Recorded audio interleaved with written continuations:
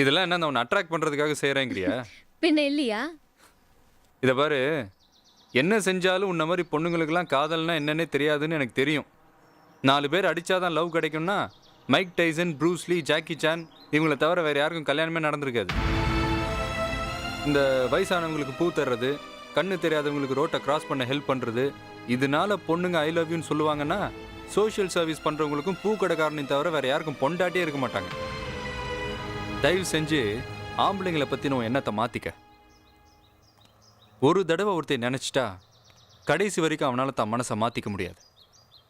காதலுக்காக வாழறவனும் காதலுக்காக சாவறவனும் ஆம்பளை தான்.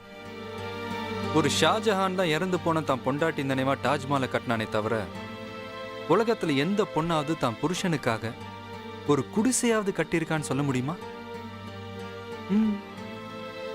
காதல் தோல்வினா ஆம்பளை தற்கொலை பண்ணிக்குவான்.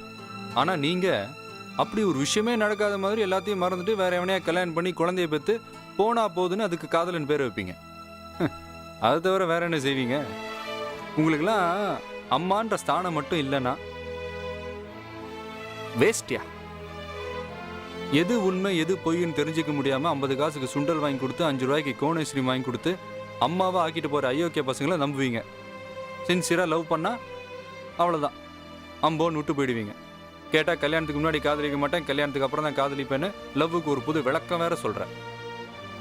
காதல் படிக்கிறதுன்னு சொன்னால் கல்யாணம் பரீட்சை எழுதுகிற மாதிரி. உனக்கு படிக்கிறதுலேயும் நம்பிக்கை இல்லாதப்போ பரீட்சை எப்படி எழுதுற? வரப்போகிறவனை ஏமாத்தாமல் கடைசி வரைக்கும் குடும்பம் நடத்துவானான்னு நல்லா யோசிச்சு முடிவெடு. இல்லைன்னா எதிர்காலத்தில் நீ அழறதுக்கு கண்ணீர் இருக்கும், ஆனால் அதை துடைக்க கை இருக்காது.